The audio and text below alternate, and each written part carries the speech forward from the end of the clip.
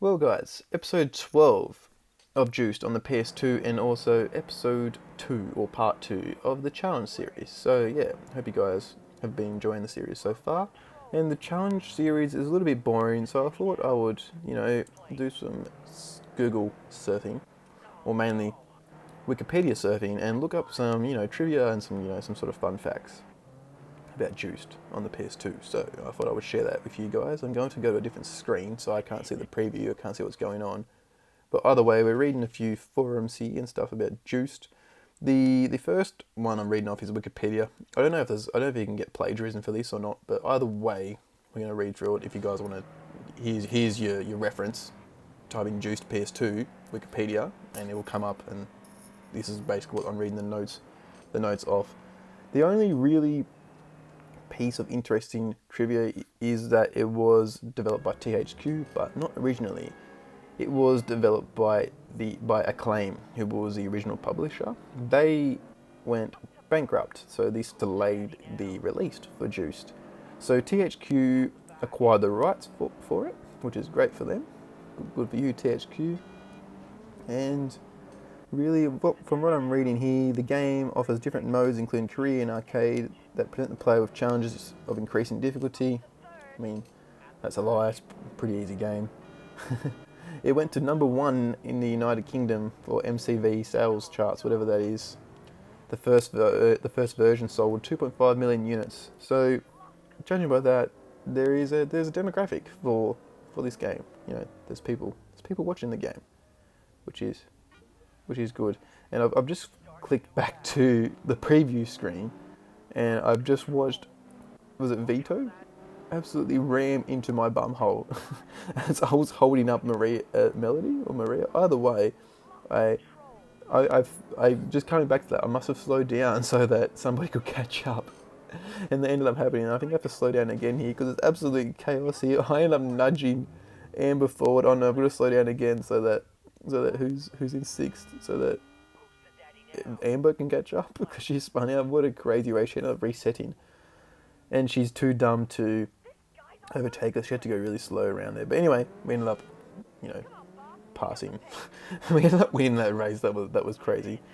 Oh, anyway, back to the trivia. Yeah, the main thing is that Acclaim went bankrupt. And then what else? I found a few other interesting things. I'm not sure if this is true. This seems a bit sus, but Juiced was first under development as Lamborghini with an official license at Rage Software.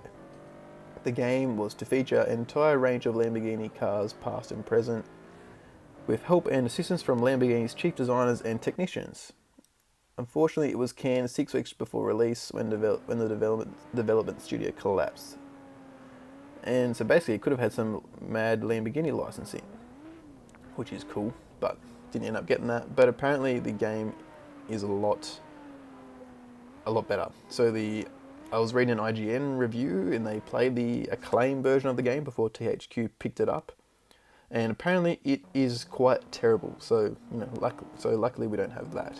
We have the THQ version, which is pretty cool. It would be cool to somehow find the Acclaim version. I'd love to do a playthrough of that with you guys. If anyone knows a way to get that, if anyone's got some sneaky dark web links for me to download or something, I would definitely do a playthrough of the Acclaim version. It'd be pretty cool to see what it was like originally. There was also something else I read. I've lost the page of it now, but apparently in one of the versions, one of the original demo versions, you could play through the career mode, but you can only pick a certain colour for your car, which I thought was interesting. I forget where I found that. Then the other thing I found was apparently the PS2 game, or the Juice game, has an IMDb, and it has a list of the cast. And one of the guys, I'll put it on the screen. His name is Richard Brake. He voiced TK. And funnily enough, he's been in a few movies. The only movie I know that he's been in is Kingsman. He was the interrogator guy, which is cool if you guys remember that scene from the movie. But he actually looks like TK, slightly. Maybe it's just me, I'm not sure. But I'll put a picture on screen for you guys, and you can be the judge of that, whether you think he looks like TK or not. But either way, I thought it was pretty crazy how he looks like TK. And then the guy that was a voice actor for Jack sort of looks like him. He has a slappable face like Jack, judging by that IMDb picture. Sorry, Martin Sherman. No, you have slappable face. I'm sorry. But yeah, they were the only two cast members that actually have pictures in IMDb. So that's the only two people I can sort of compare to. So yeah, that was pretty cool. It's pretty random bit of trivia. And the only other thing I saw was there was a person in the IMDb in the cast. He was the voice actor for Jerome Williams. I've 100% of the game. You guys will see by the end of the game I get 100%. There is no character named Jerome or Jerome Williams, so I don't know what the go is there, why he's on the IMDb page. Has this guy, Arif S. Kinchin, just come on IMDb and submitted it himself and just pretended that he was a voice actor? Has Jerome Williams? I don't know. Really weird. Maybe he was a crew member that was cut, or a crew name that was cut. I'm not too sure. That's a little bit of fun trivia for you guys. Hope you enjoyed. And going back to the gameplay here, I can see that we have finally nearly finished all the challenges. We are now up to Popper, and we're about to do the challenge for the RX-7 and the NSX. In the RX-7 challenge, we finished quite easily. That was an easy one, but coming up is the NSX challenge, which was hell.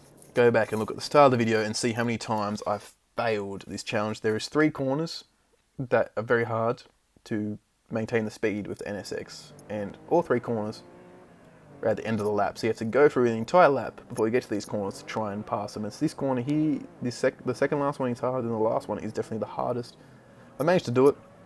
Took me several tries, but I managed to stay above 96 kilometers per hour and complete the challenge. So yeah, basically there's just the 2 challenges for Carlos left. We already did the Viper challenge, so there's just the MR2 challenge and the Charger challenge.